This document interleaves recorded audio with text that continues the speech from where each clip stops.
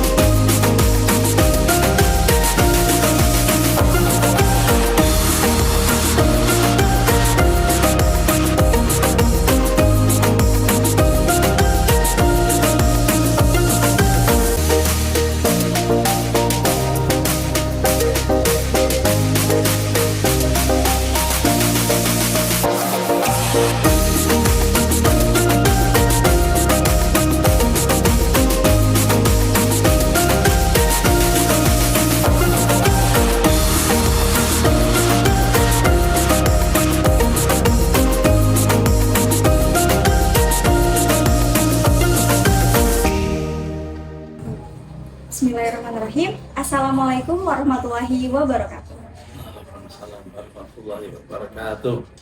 Halo teman-teman semua, perkenalkan kami dari kelompok 4 yang beranggotakan saya Fani Rahma Putri dan rekan saya Monika Yuntias. Saya Putri Jalil Permata. Saya Muhammad Aidan. Pada kesempatan kali ini kami akan mengulik lebih dalam mengenai Masjid Patok Negoro Melangi dan kami sudah dibersamai oleh Bapak Mustaqim ya Pak. Ya. Nah, mungkin kita langsung saja ya Pak untuk pertama boleh Bapak kami silakan untuk memperkenalkan diri. Oke, Nama saya Muhammad Mustafid, salah satu pengurus dari Masjid Patok Negoro Melangi. Karena Bapak udah perkenalan, mungkin boleh langsung dilanjut Pak Hazam. Mungkin pertanyaan pertama ya Pak, masih basic. Gimana sih sejarah dari Masjid Patok Negoro Melangi?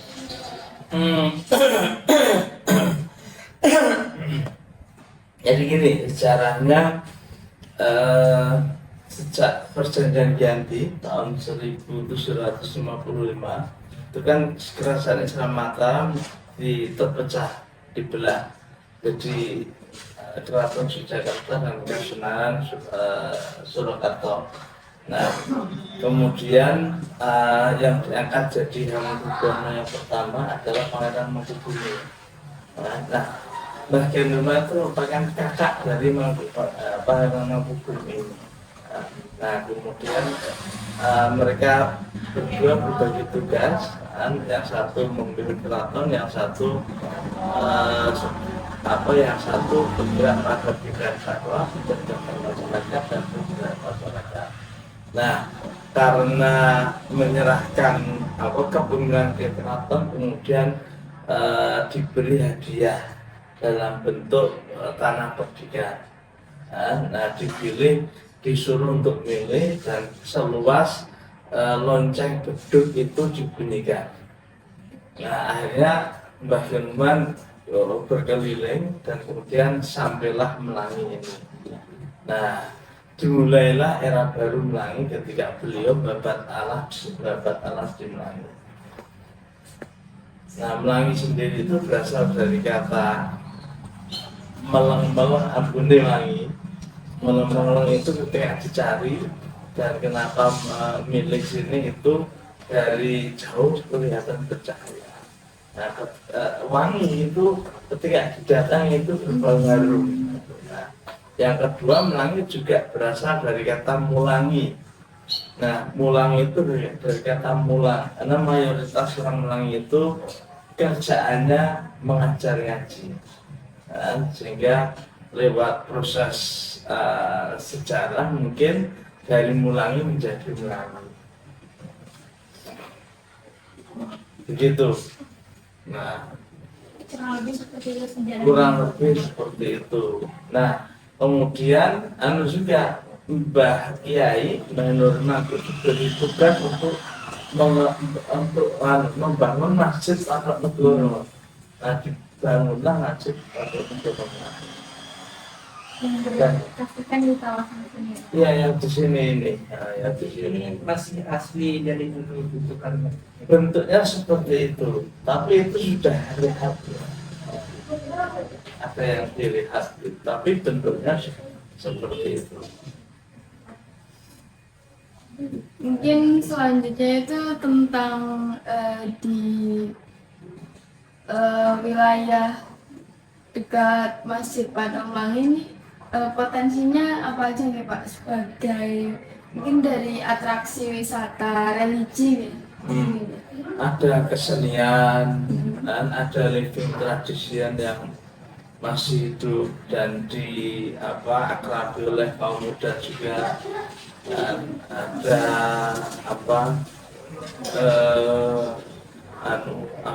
perayaan-perayaan tertentu, misalnya kalau orang Hitanan itu biasa diarak gitu, naik kuda terus diarak dengan kesenian tertentu.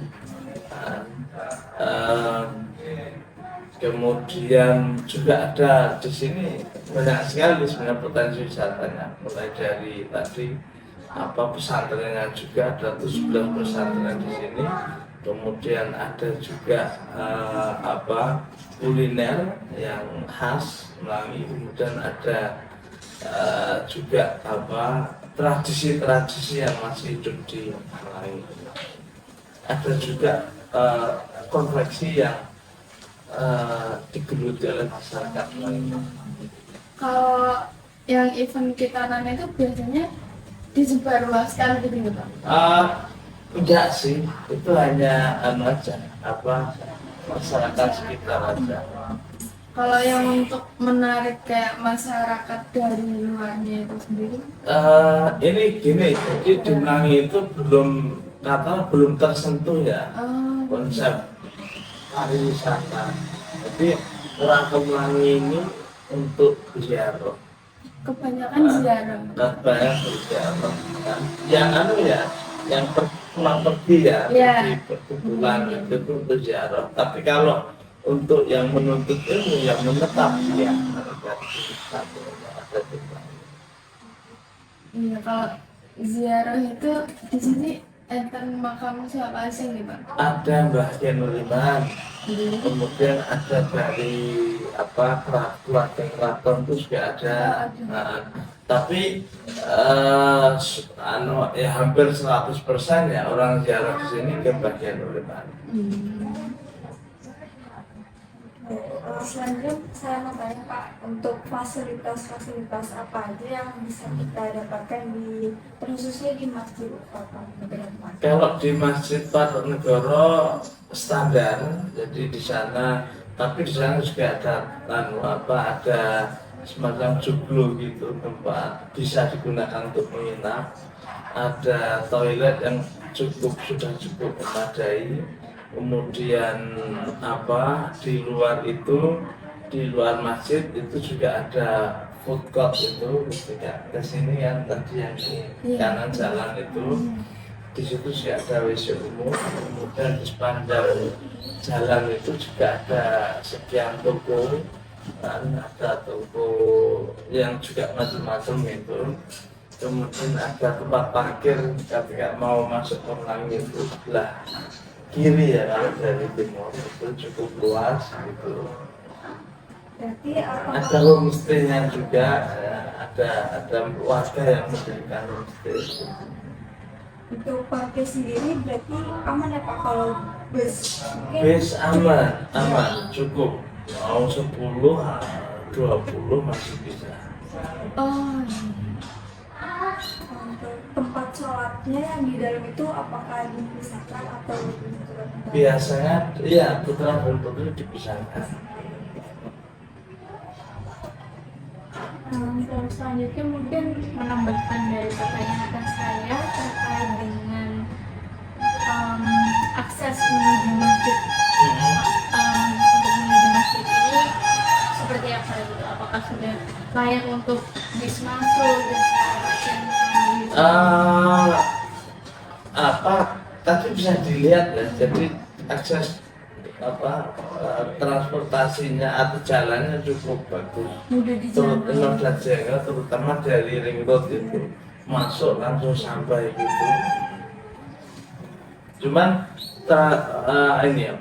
transportasi publik belum sampai ke Melangi memang, hanya Trans Jogja yang lewat ring road itu. Dan mungkin bis-bis yang berziarah gitu. Kalau itu bisa, itu kan biasa sewa, jadi mereka bisa langsung masuk ke Melangi. Tapi kebanyakan yang datang itu pakai mobil atau bus atau Biasanya pakai bis, yang besar. Ada yang bis kecil, besar. Ya, untuk karena tadi yang udah disebut ya Pak, lokasinya strategis itu, apalagi dari Ringo tinggal belok aja. Kalau boleh tahu, di sini tuh dekat tempat-tempat umum seperti misalnya dekat rumah sakit apa, dekat kalau mencari bank itu ada atau tempat-tempat umum. Di sini kalau ya mungkin jaraknya sekitar 500-an meter ya, itu ada sekian ATM, kemudian rumah sakit juga ada, Queen Latifah itu seberang ring road itu juga secara administratif masih Melangi gitu. Kalau kantor polisi itu dekat. Kantor polisi agak jauh ya, sekitar mungkin 4-5 kilo. ikutin damping ya Pak? Gamping.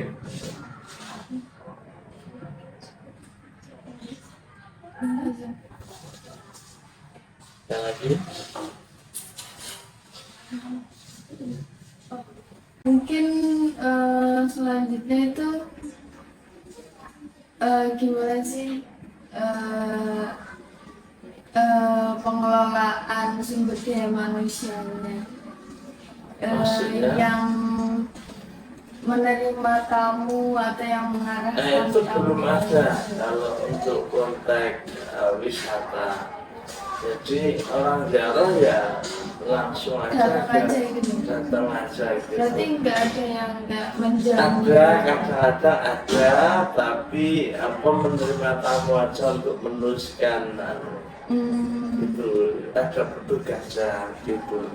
Tapi itu dari warga sekitar Dari masjid, ya dari masjid. ya. Jadi pemberdayaan dari masjid sendiri itu masih Belum. masyarakat sekitar ya. Iya, oh iya, masih masalah kita ya. Jadi begini, Melangi itu kalau mau keluar dari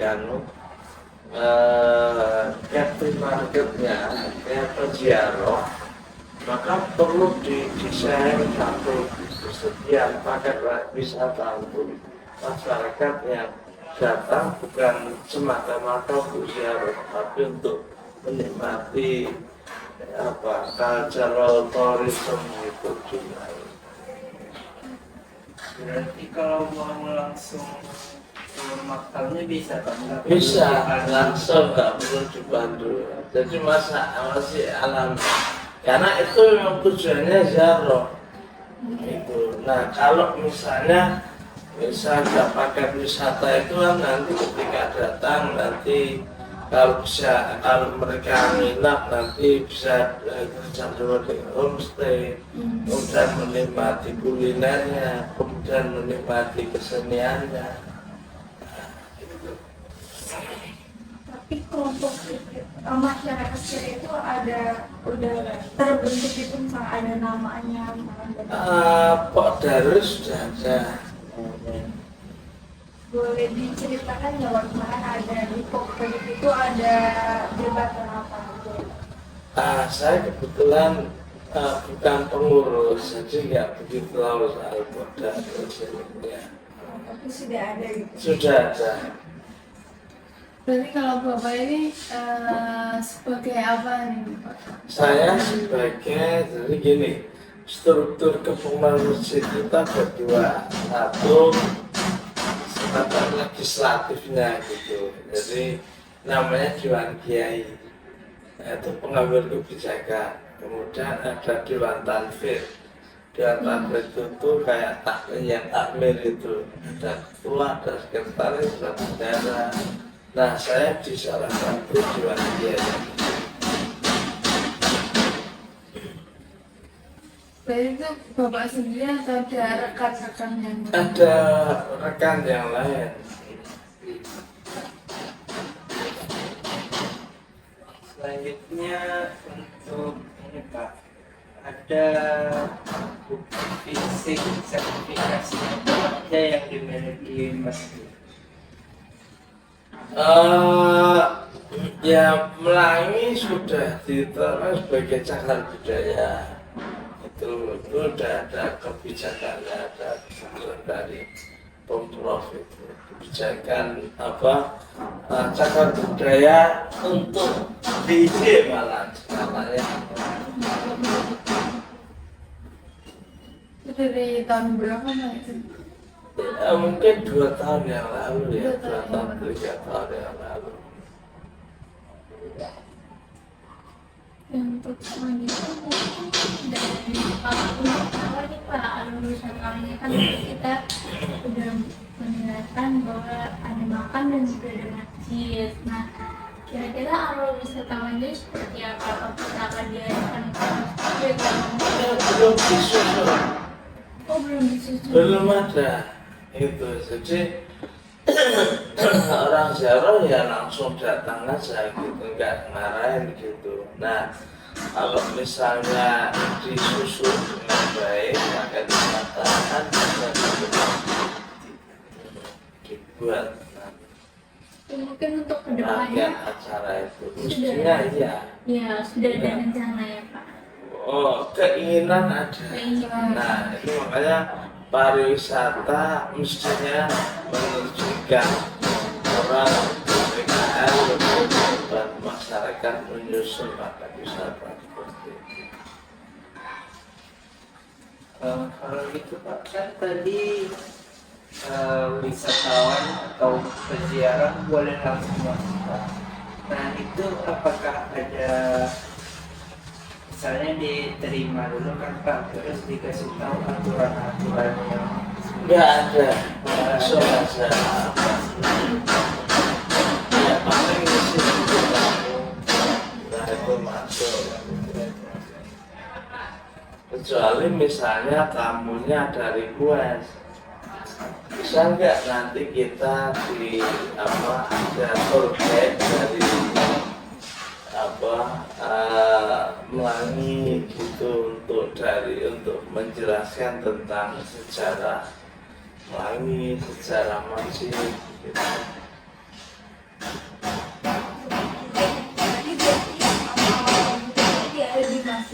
Ada orang yang Ada ditugaskan. Ya. selanjutnya mungkin udah ada apa belum Pak strategi untuk mempromosikan masih masyarakat aja masih alami. Tapi iya, tapi Masjid Langi itu sudah terkenal ya, paket wisatanya itu yang belum ada. Jadi itu pengunjungnya kebanyakan dari lokal Jogja atau banyak yang dari Jawa luar Jogja? Tengah, Jawa Timur itu banyak. Banyak juga. Kalau peak season musim ramenya mungkin kira-kira di bulan apa enggak? Mungkin bulan-bulan ziarah gitu di bulan apa? Itu biasa ya, jadi weekend itu selalu banyak. Setiap hari juga ada. Tapi terus kemudian biasanya bulan Suro. Nanti pas ada hall ini terus menjelang puasa itu, Menjelang puasa. kemudian sawang itu banyak itu.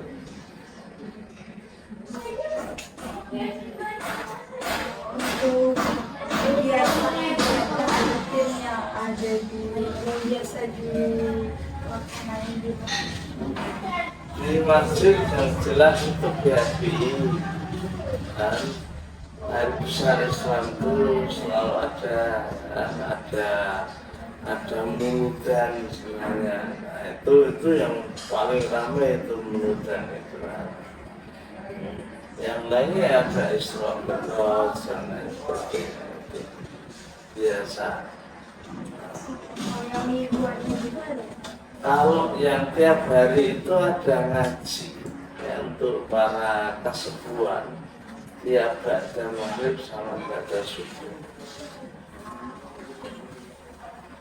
Kalau ini Pak, kan saya tadi sempat baca-baca kalau mati ini kan sudah berdiri sejak lama. Nah, sejak kapan sih pengunjung itu sudah mulai datang gitu atau akhir-akhir ini atau sebenarnya sudah lama juga? Sudah lama, tapi tahunnya saya nggak tahu pasti. Ya, Kalau Bapak sendiri mengurusnya baru saya kepengurusan ini saya berapa mungkin sebelum COVID itu. 2019. Ya. Lama berarti ya Pak. Iya, iya. sama Pak. Mungkin kalau kan tadi banyak makam bisa di sini Pak. Salah satunya ini. Nah itu apakah ada orang yang khusus untuk membersihkannya atau masyarakat Ya sekitar, ada, santri? itu ada petugasnya. Oh ada petugas. Nah, untuk Masjid Patok sendiri itu menjadi masjid yang sering dikunjungi untuk misal tadi sholat isya, sholat asar gitu-gitu masih digunakan masyarakat. Masih. Oh masih. Masih. Ini masih berfungsi. Ya? Oh iya, setiap hari dipakai. Meskipun masih banyak masjid-masjid yang lain itu tetap Ya, masjid Jumlangi yaitu Masjid Patok Negoro apa jamiah yang satu dan yang lainnya di pondok-pondok namanya musola. Oh, musola ya. Ya. Oh, masjidnya pusatnya di situ ya. Saya mau tanya dulu Pak, kan Masjid Patok itu banyak ya Pak di Jogja.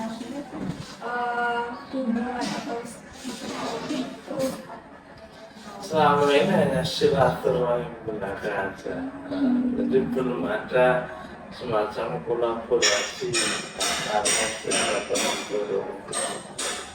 Berarti nggak tahu hubungan antara yang satunya gimana ya Masjid Patok. Kalau sekolah dapat ada di proses ini ada di Jakarta, ada di Indonesia sama lain. Berarti masih nggak tahu hubungan.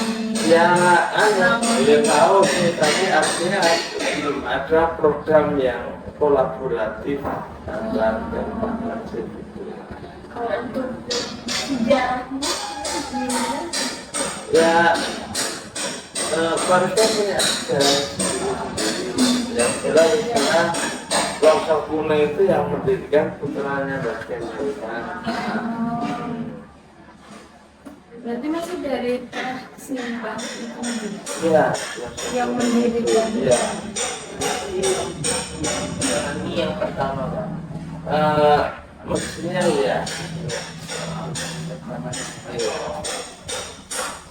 Kalau dari Bapak Oh, ini cuma ini. Nah, gimana? kalau dari Bapaknya sendiri atau juga masyarakat cara untuk ke stakeholdernya yang untuk masjid ini atau belum? Kalau promosi itu tidak dilakukan. Jadi ya sudah terkenal, tapi untuk kontak di luar tadi semacam captive market atau ziarah itu memang belum. Berarti sudah awamnya gitu ya Pak yang Iya, kelihatan gitu. betul.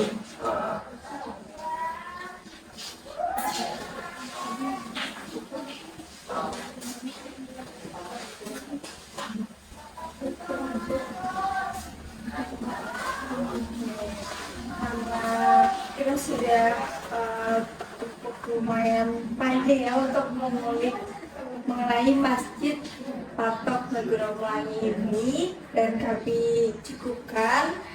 Kami terima kasih banyak ya Pak Ya, sudah direpotkan untuk kami tanya-tanya. Ya. Mohon maaf ya Pak apabila terdapat kata-kata dari kami yang Siap, kurang siap. berkenan. Ini kita tutup aja teman-teman. Sampai jumpa di kesempatan video lainnya. Semoga video ini bermanfaat. Dadah. Assalamualaikum warahmatullahi wabarakatuh. Waalaikumsalam warahmatullahi wabarakatuh.